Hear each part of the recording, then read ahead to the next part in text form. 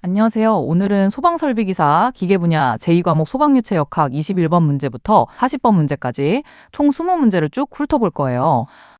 계산 문제도 많고 개념 문제도 섞여 있는데요. 하나하나 왜 이 답이 나오는지, 어디서 헷갈리는지, 그리고 어떻게 외우면 편한지까지 차근차근 짚어드릴게요. 그럼 바로 시작할게요. 21번 문제. 자, 21번 문제는요. 수평 원관에 물이 흐르는데 입구랑 출구 지름이 다른 상황이에요. 입구 지름 40cm, 출구 지름 20cm, 압력차는 35kPa이고요. 유량을 구하는 문제예요. 정답은 3번 0.271이에요.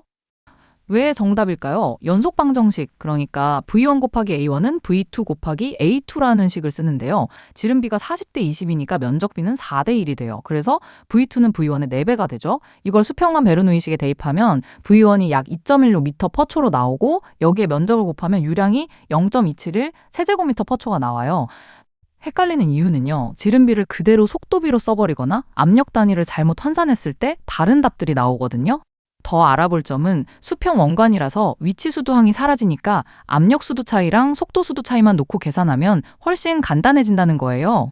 이렇게 외우면 편해요. 굵은 관이 홀쭉이가 되면 넓이는 4배 차이 나잖아요.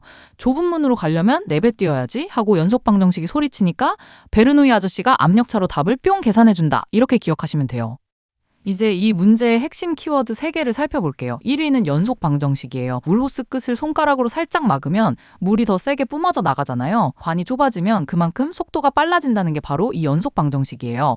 2위는 베르누이 방정식이에요. 압력이랑 속도는 시소 같은 관계라서 압력이 내려가면 속도가 올라가고 그 균형을 계산해주는 식이에요. 3위는 지름비를 면적비로 바꾸는 부분인데요. 지름이 절반으로 줄면 넓이는 4분의 1이 돼요. 피자를 반지름 절반으로 자르면 크기가 확 줄어드는 것과 같은 원리예요. 이렇게 풀어요. 먼저 지름 40대 20 비율을 제곱해서 면적비 4대 1을 구해요. 그 다음 연속 방정식으로 출구 속도를 V2는 4V1으로 놓고요. 마지막으로 베르누이 방정식에 대입해서 V1을 구하고 유량 공식에 넣어서 답 0.271을 얻으면 돼요. 22번 문제. 22번 문제 가볼게요. 진공 계기압력이 19kPa, 섭씨 20도인 기체가 계기압력 800kPa로 등원 압축됐을 때 처음 최적에 대한 최후 최적비를 묻는 문제예요. 정답은 1번 11.1분의 1이에요. 왜 정답일까요? 절대압력은 대기압에 게이지압을 더하거나 빼서 구하는데요. 진공압 19는 대기압보다 낮은 쪽이니까 100에서 19를 빼서 81kPa이 초기 압력이 되고요. 계기압 800은 대기압보다 높은 쪽이니까 백에 800을 더해서 900kPa이 최후 압력이 돼요. 등온이니까 압력과 부피는 반비례하죠. 그래서 최적비는 81 나누기 900, 즉 11.1분의 1이 나와요. 헷갈리는 이유는 진공압을 더하거나 계기압을 빼는 식으로 부호를 반대로 적용했을 때 다른 답들이 나오거든요. 더 알아볼 점은 진공압력은 항상 대기압보다 낮은 쪽만 나타내고 계기압력은 대기압을 기준으로 위아래를 다 나타낼 수 있다는 차이예요. 이렇게 외워요. 대기압 100원짜리 지갑에서 진공 19는 도둑 맞고 81이 남고 계기 800은 용돈 받아서 900이 된다. 이 절대압력 둘을 딱 나누면 11.1분의 1이다. 이렇게 기억하시면 돼요. 핵심 키워드 3개 볼게요. 1위는 절대압력이에요. 지갑 속 진짜 잔액에 용돈을 더하거나 빚을 빼야 진짜 절대압력이 나오는 것과 같아요. 2위는 등온 과정, 그러니까 보일의 법칙인데요. 온도가 똑같으면 압력이랑 부피는 시소처럼 반대로 움직여요. 3위는 진공압이랑 계기압의 부호 구분이에요. 계기압력은 저울 눈금 같은 거라서 대기압보다 낮으면 마이너스, 높으면 플러스로 표시된다고 생각하면 돼요. 이렇게 풀어요. 대기압 100에서 진공압 19는 빼고 계기압 800은 더해서 절대압력 81이랑 900을 구해요. 그 다음 등온이니까 압력과 부피곱이 일정하다는 식을 세우고요. 압력비의 역수로 최적비 11.1분의 1을 구하면 돼요. 23번 문제. 23번은 계산 문제가 아니라 개념 문제예요. 비점성 유체에 대한 설명 중 옳은 걸 고르는 건데요. 정답은 4번. 유체 유동 시 마찰 저항을 무시한 유체를 말한다. 예요. 왜 정답일까요? 비점성 유체는 점성이 아예 없다고 가정해서 유체가 흐를 때 생기는 마찰 저항을 완전히 무시한 이상적인 유체를 말하거든요. 헷갈리는 이유는 1번은 오히려 점성이 있는 실제 유체 자체를 가리키는 설명이고요. 2번은 전다 능력이 존재한다는 것 자체가 점성이 있다는 뜻이라 오히려 점성 유체의 특징이에요. 3번은 마찰 저항이 속도 기울기에 비례한다는 건데 이건 뉴턴 유체, 그러니까 점성 유체의 정의예요. 더 알아볼 점은 비점성 유체는 현실에는 존재하지 않는 이상 유체 개념이고 유동 해석을 단순하게 만들기 위한 가정으로 자주 쓰인다는 거예요.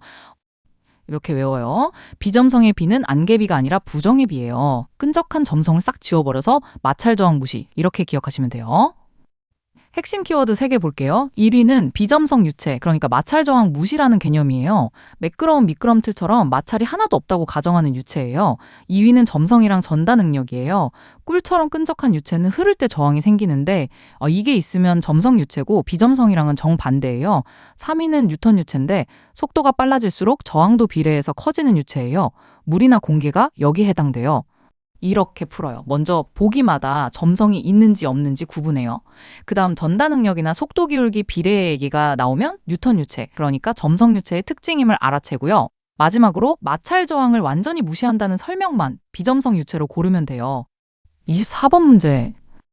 24번은 펌프 문제예요. 펌프 입구에서 진공계의 계기압력은 마이너스 160mm 수은주, 출구에서 압력계의 계기압력은 300kPa, 송출 유량은 10세제곱미터 퍼분일 때 펌프의 수동력을 구하는 문제예요. 진공계랑 압력계 사이 수직거리는 2m고요. 정답은 2번 56.8kW예요. 왜 정답일까요? 입구 압력 마이너스 160mm 수은주를 킬로파스칼로 바꾸면 약 마이너스 21.3kPa이 되고요. 출구 압력은 300kPa이니까 압력차는 약 321.3kPa이 돼요. 흡입관이랑 송출관 직경이 같으니까 속도수도 차이는 없고요. 높이차 2m를 더하면 전향정은 약 34.76m가 나와요. 수동력은 이 전향정의 비중량이랑 유량을 곱해서 계산하면 약 56.8kW가 나와요.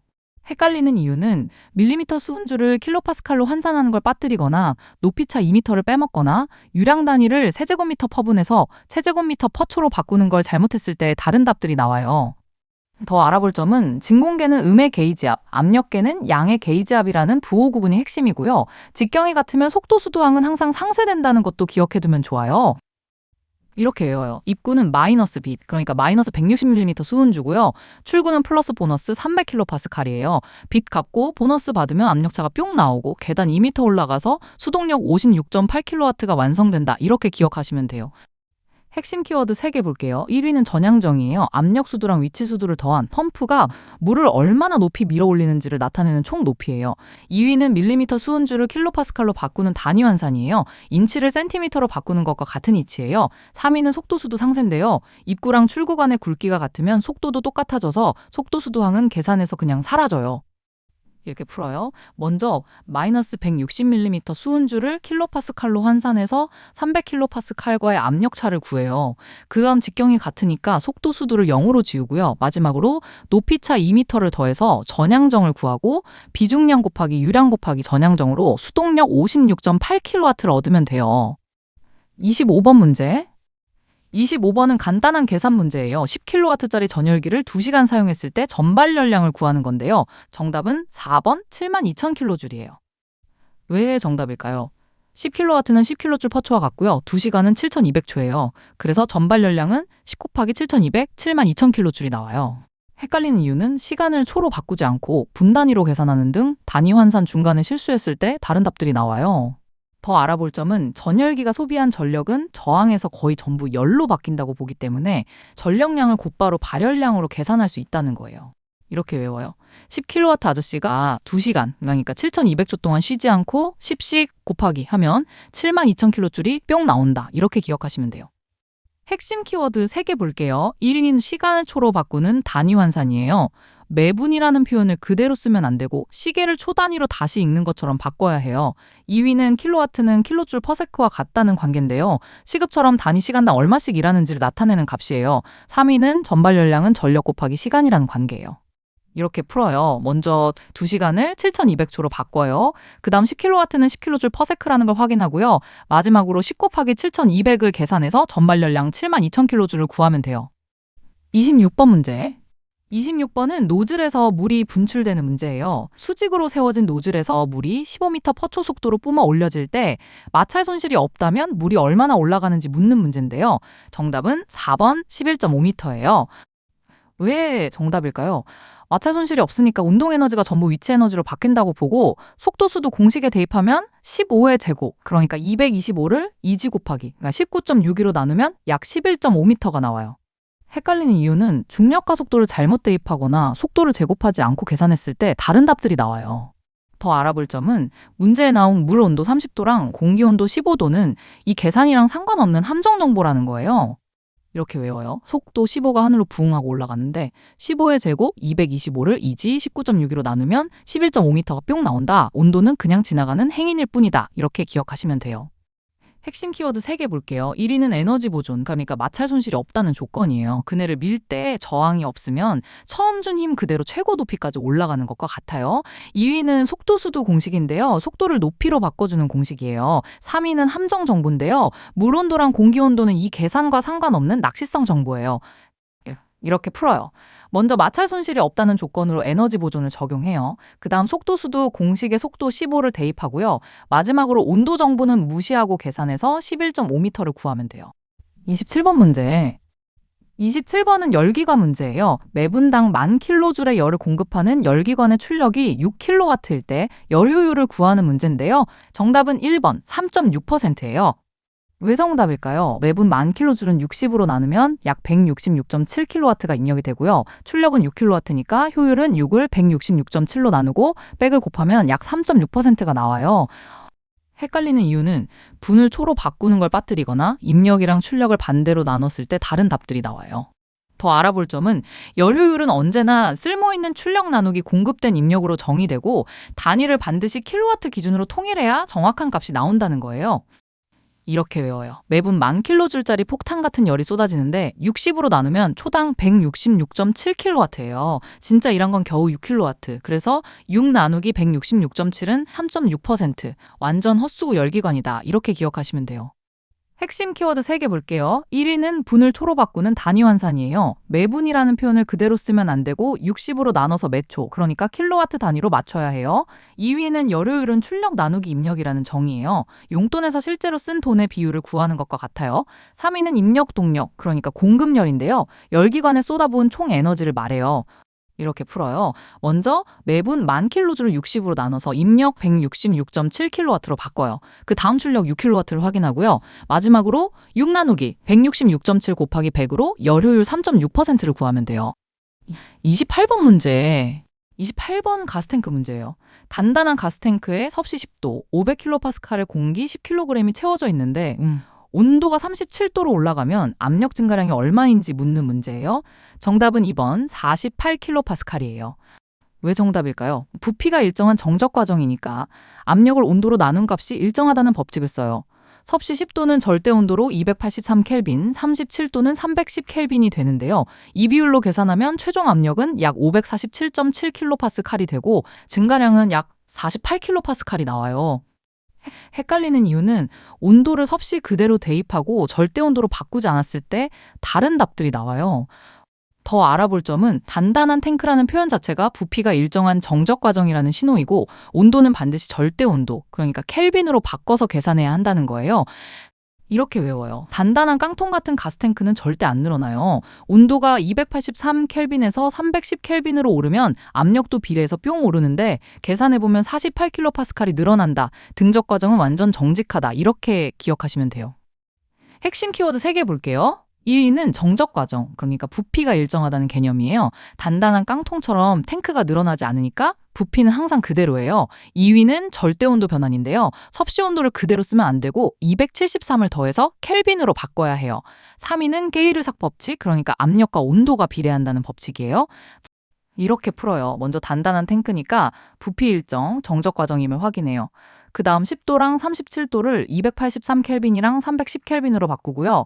마지막으로 압력과 온도의 비례식으로 최종 압력을 구하고 500에서 빼서 증가량 48kPa를 얻으면 돼요. 29번 문제. 29번은 펌프 비속도에 대한 참거짓 문제예요. 세 지문 중에 옳은 걸 모두 고르는 건데요. 정답은 4번. 세 지문 모두 다 옳다예요. 왜 정답일까요? 첫 번째 지문, 충류 펌프의 비속도가 원심 펌프보다 크다는 건 정설이고요. 두 번째 지문, 회전수랑 양정이 같을 때 유량이 큰 펌프의 비속도가 크다는 것도 비속도가 유량의 제곱근에 비례하니까 맞는 얘기예요. 세 번째 지문, 양정이 큰 펌프의 비속도가 작다는 것도 비속도가 양정의 4분의 3제곱에 반비례하니까 맞아요. 그래서 셋 다 옳아요. 헷갈리는 이유는 세 지문 중 일부만 옳다고 판단했을 때 다른 조합을 고르게 되거든요. 더 알아볼 점은 펌프 형식은 비속도가 커질수록 원심형에서 사류형, 충류형 순서로 바뀐다는 것도 함께 기억해두면 좋아요. 이렇게 외워요. 유량이 크면 비속도가 쑥쑥 커지고 양정이 크면 비속도는 쭈글 작아져요. 셋 다 참이니까 싹 다 고르면 된다. 이렇게 기억하시면 돼요. 핵심 키워드 3개 볼게요. 1위는 비속도 공식이에요. 펌프의 체형을 숫자로 나타낸 값인데 회전수, 유량, 양정을 하나의 공식에 넣어서 계산해요. 2위는 유량이 크면 비속도도 커진다는 관계예요. 물줄기가 굵을수록 몸집이 커지는 것과 비슷해요. 3위는 양정이 크면 비속도가 작아진다는 관계인데요. 높이 올릴수록 몸집은 홀쭉해지는 셈이에요. 이렇게 풀어요. 먼저 비속도 공식에서 유량은 분자, 양정은 분모에 들어간다는 걸 확인해요. 그 다음 유량이 크면 비속도도 커진다는 두 번째 지문을 판단하고요. 마지막으로 양정이 크면 비속도가 작아진다는 세 번째 지문까지 판단해서 첫 번째 지문까지 모두 참임을 확인하면 돼요. 30번 문제. 30번은 빙산이 물에 뜨는 문제예요. 비중이 1.03인 바닷물에 비중 0.9인 빙산이 있을 때 전체 부피의 몇 퍼센트가 해수면 위로 올라와 있는지 묻는 문제인데요. 정답은 1번 12.6%예요. 왜 정답일까요? 부유평형에서 잠긴 부피비는 빙산 비중을 바닷물 비중으로 나눈 값이에요. 0.9를 1.03으로 나누면 약 87.4%가 되고요. 100%에서 이 값을 빼면 수면 위 비율은 약 12.6%가 나와요. 헷갈리는 이유는 비중비를 반대로 놓거나 100%에서 빼는 과정을 빠뜨렸을 때 다른 답들이 나와요. 더 알아볼 점은 부유체는 물에 잠긴 부피만큼 밀어낸 물의 무게가 자기 무게와 같아진다는 것이 핵심 원리, 그러니까 아르키메데스 원리예요. 이렇게 외워요. 빙산이 바닷물에 풍덩 빠지는데 몸무게 0.9를 바닷물 몸무게 1.03으로 나누면 87.4%는 물속에 푹, 나머지 12.6%만 얼굴을 빼꼼 내민다. 이렇게 기억하시면 돼요. 핵심 키워드 3개 볼게요. 1위는 부력이 중력과 같아진다는 부유평형이에요. 튜브를 타고 물에 뜰 때 몸무게만큼 물이 빠져나가는 것과 같아요. 2위는 비중비, 그러니까 잠긴 부피비인데요. 가벼울수록 덜 잠기고 물 위로 많이 떠올라요. 3위는 100%에서 빼는 마지막 계산인데요. 이걸 깜빡하면 안 돼요. 이렇게 풀어요. 먼저 빙산이랑 바닷물의 비중비로 잠긴 부피비 87.4%를 구해요. 그 다음 100%에서 빼서 수면 위 비율을 계산하고요. 마지막으로 12.6%가 답으로 나오면 돼요. 31번 문제. 31번은 동심원형관 마찰계수 문제예요. 바깥쪽 지름이 D, 안쪽 지름이 0.6D인 동심원형관의 마찰 손실이 지름이 D의 길이가 3L인 원형관의 마찰 손실이랑 같을 때 동심원형관의 마찰계수를 구하는 문제인데요. 정답은 3번 0.024예요. 왜 정답일까요?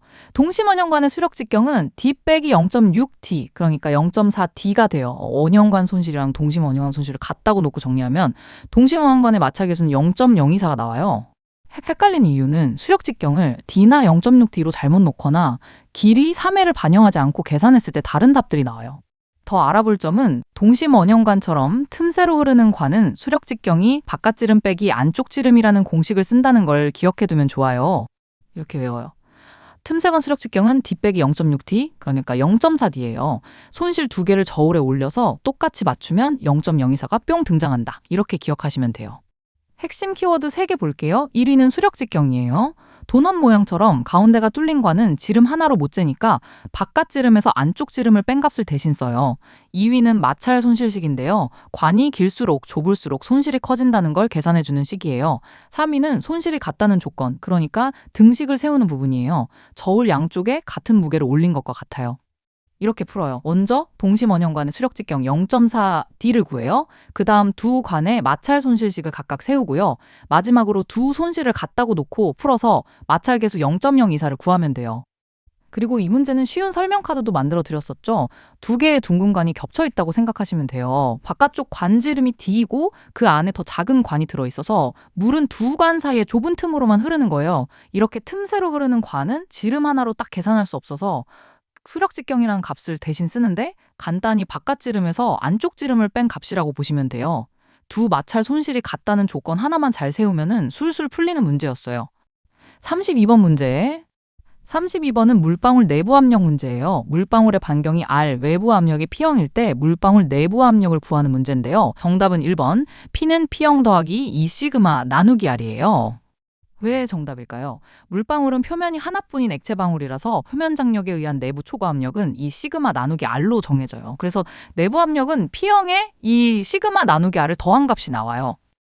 헷갈리는 이유는 이번 보기의 4 시그마 나누기 R은 표면이 두 개인 비눗방울 공식이고요. 3번이랑 4번은 분모의 반경을 잘못 곱하거나 개수를 반대로 적용했을 때 나오는 값들이에요. 더 알아볼 점은 표면 장력에 의한 압력차는 반경이 작을수록 커진다는 것도 함께 기억해두면 좋아요. 이렇게 외워요. 물방울은 표면이 한 개라서 얇은 옷 한 겹이고 비눗방울은 표면이 두 개라서 옷 두 겹이에요. 옷 한 겹이니까 이 시그마 나누기 R만 걸치면 끝! 이렇게 기억하시면 돼요. 핵심 키워드 3개 볼게요. 1위는 표면 장력이에요. 풍선 표면이 팽팽하게 당겨져서 안쪽 공기를 눌러주는 것과 비슷해요. 2위는 표면 개수 구분인데요. 물방울은 겉면이 한 겹, 비눗방울은 겉면이 두 겹이라 압력 공식의 개수가 2배 차이 나요. 3위는 반경이랑 반비례하는 관계예요. 풍선을 작게 불수록 손끝에 느껴지는 탄력이 더 세지는 것과 같아요. 이렇게 풀어요. 먼저 물방울은 표면이 한 개뿐임을 확인해요. 그 다음 이 시그마 나누기 R이라는 공식을 떠올리고요. 마지막으로 외부 압력 P형에 그 값을 더해서 내부 압력 P를 구하면 돼요. 33번 문제. 33번은 압력 측정 계기 문제예요. 부르동관, 피에조미터, 벤투리미터 중에서 압력을 측정하는 계기로만 나열된 걸 고르는 건데요. 정답은 2번 부르동관이랑 피에조미터예요. 왜 정답일까요? 부르동관이랑 피에조미터는 압력을 직접 측정하는 계기고요. 벤투리미터는 압력차를 이용해서 유량을 구하는 유량계지 압력계가 아니에요. 헷갈리는 이유는 벤투리미터를 압력계로 착각했을 때 다른 조합을 고르게 되거든요. 더 알아볼 점은 오리피스미터나 로터미터 같은 유량계도 압력차를 이용하지만 최종 측정 목적은 압력이 아니라 유량이라는 공통점이 있어요. 이렇게 외워요. 부르동관이랑 피에조미터는 압력계 단짝 친구고 벤투리미터는 이름은 그럴싸해도 사실 유량제는 애다. 이렇게 기억하시면 돼요. 핵심 키워드 3개 볼게요. 1위는 부르동관이에요. 시계 태엽처럼 구분관이 압력을 받으면 펴지는 정도로 압력을 읽는 대표적인 압력계예요. 2위는 피에조미터인데요. 관 벽에 작은 구멍을 뚫어서 물이 얼마나 올라오는지로 압력을 재는 계기예요. 3위는 벤투리미터인데요. 관을 좁혔다 넓히면서 생기는 압력차로 유량을 계산하는 기구예요. 이름 때문에 압력계로 착각하기 쉬운 함정이죠. 이렇게 풀어요. 자, 먼저 부르동관이 압력계임을 확인해요. 그 다음 피에조미터도 압력계임을 확인하고요. 마지막으로 벤투리미터는 유량계니까 제외하고 부르동관이랑 피에조미터만 고르면 돼요. 34번 문제. 34번은 몰 계산 문제예요. 표준 상태에서 1.5 곱하기 10의 23승계의 산소 분자가 차지하는 최적을 구하는 문제인데요. 정답은 3번 5.58리터예요. 왜 정답일까요? 몰수는 1.5 곱하기 10의 23승을 아보가드로 수 6.02 곱하기 10의 23승으로 나누면 약 0.249몰이 되고요. 여기에 표준 상태 부피 22.4리터를 곱하면 약 5.58리터가 나와요. 헷갈리는 이유는 아보가드로 수로 나누는 과정을 빠뜨리거나 22.4 대신 다른 값을 곱했을 때 다른 답들이 나와요. 더 알아볼 점은 산소 분자라는 정보는 이 계산에 영향을 주지 않는 함정이에요. 표준 상태에서는 기체 종류와 상관없이 1몰이 22.4리터라는 게 똑같이 성립하거든요. 이렇게 외워요. 1.5 곱하기 10의 23승계의 알갱이를 아보가드로 아저씨가 세어보니 딱 0.25 묶음이에요. 한 묶음이 22.4리터짜리 박스니까 5.58리터가 나온다. 이렇게 기억하시면 돼요. 핵심 키워드 3개 볼게요. 1위는 아보가드로 수예요. 한 묶음, 그러니까 1몰에 알갱이가 몇 개 들었는지 알려주는 숫자예요. 2위는 표준 상태 부피 22.4리터 퍼몰인데요. 몰수에 22.4를 곱하면 바로 부피가 나와요. 3위는 기체 종류는 함정 정보라는 거예요. 표준 상태에서는 어떤 기체든 똑같이 적용돼요. 이렇게 풀어요. 먼저 분자 개수를 아보가드로 수로 나눠서 몰수를 구해요. 그 다음 몰수에 22.4를 곱하고요. 마지막으로 기체 종류는 무시하고 5.58리터를 구하면 돼요. 35번 문제. 35번은 물탱크 바닥판에 작용하는 힘 문제예요. 물이 이 미터 깊이로 차 있는 물탱크 바닥에 한 변이 30cm인 정사각형 판이 놓여 있을 때 이 판의 윗면이 받는 힘을 구하는 문제인데요. 대기압은 무시하고요. 정답은 2번 1764N이에요. 왜 정답일까요? 힘은 밀도 곱하기 중력 가속도 곱하기 깊이 곱하기 면적으로 계산하는데요. 1000 곱하기 9.8 곱하기 2 곱하기 0.09 그러니까 30cm 곱하기 30cm인 0.09 제곱미터를 곱하면 1764N이 나와요. 헷갈리는 이유는 중력 가속도를 다르게 쓰거나 변의 길이를 잘못 대입해서 면적을 다르게 계산했을 때 다른 답들이 나와요.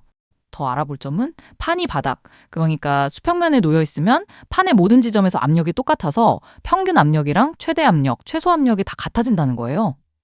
이렇게 외워요. 물 2m 무게가 판 위를 콱 누르는데 30cm 곱하기 30cm는 0.09제곱미터짜리 판이 버티는 힘은 1764N이다. 이렇게 기억하시면 돼요. 핵심 키워드 3개 볼게요. 1위는 정수압이에요. 물속 깊이 들어갈수록 위에 쌓인 물의 무게가 더 세게 눌러요. 2위는 면적인데요. 정사각형 판의 넓이는 한 변을 2번 곱하면 나와요. 3위는 대기압을 무시한다는 조건인데요. 바깥 공기 무게는 신경 쓰지 말고 물 무게만 계산하라는 뜻이에요. 이렇게 풀어요. 먼저 깊이 이 미터로 정수압을 구해요. 그 다음 판의 면적 0.09제곱미터를 구하고요. 마지막으로 대기압은 무시하고 압력 곱하기 면적으로 1764N을 구하면 돼요. 36번 문제. 36번은 절대압력을 구하는 간단한 문제예요. 국소대기압이 98.6kPa인 곳에서 진공계가 7.3kPa를 가리켰을 때 절대압력을 구하는 건데요. 정답은 3번 91.3kPa이에요. 왜 정답일까요? 절대압력은 국소 대기압에서 진공계 압력을 빼면 되니까 98.6 빼기 7.3은 91.3kPa이 나와요. 헷갈리는 이유는 빼는 대신 더하거나 자릿수를 잘못 옮겼을 때 다른 답들이 나와요. 더 알아볼 점은 진공계는 항상 대기압보다 낮은 압력을 가리키니까 절대압력을 구할 때는 대기압에서 진공계 값을 빼야 한다는 거예요. 이렇게 외워요. 대기압 98.6원짜리 지갑에서 진공계가 7.3을 훔쳐가면 91.3이 남는다. 이렇게 기억하시면 돼요. 핵심 키워드 3개 볼게요. 1위는 절대압력은 대기압 빼기 진공압이라는 관계예요. 2위는 국소대기압인데요.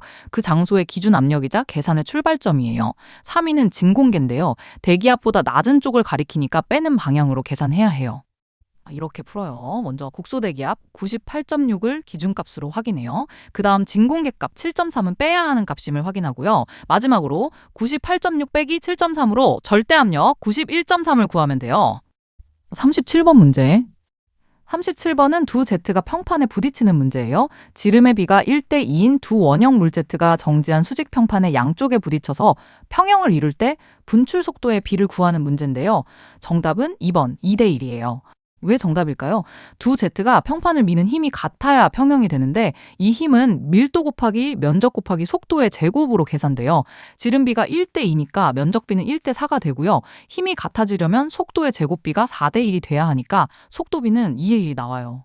헷갈리는 이유는 면적비 대신 지름비를 그대로 쓰거나 제곱하는 과정을 빠뜨렸을 때 다른 답들이 나와요. 더 알아볼 점은 평판에 수직으로 부딪히는 제트의 힘은 밀도 곱하기 유량 곱하기 속도, 그러니까 밀도 곱하기 면적 곱하기 속도의 제곱으로 계산된다는 공식을 기억해두면 비슷한 유형에 바로 적용할 수 있어요. 이렇게 외워요. 작은 제트랑 큰 제트가 팽팽하게 밀당을 하는데 면적은 4배 차이인데 힘이 같으려면 작은 애가 속도로 2배 세게 뿜어야 하는 거예요. 이렇게 기억하시면 돼요. 핵심 키워드 3개 볼게요. 1위는 힘의 평형이에요. 줄다리기에서 양쪽 힘이 같아야 평형이 되는 것처럼 두 제트가 평판을 미는 힘도 같아야 해요. 2위는 제트가 평판에 미치는 힘 공식인데요. 속도가 조금만 커져도 힘은 훨씬 세지는 게 포인트예요.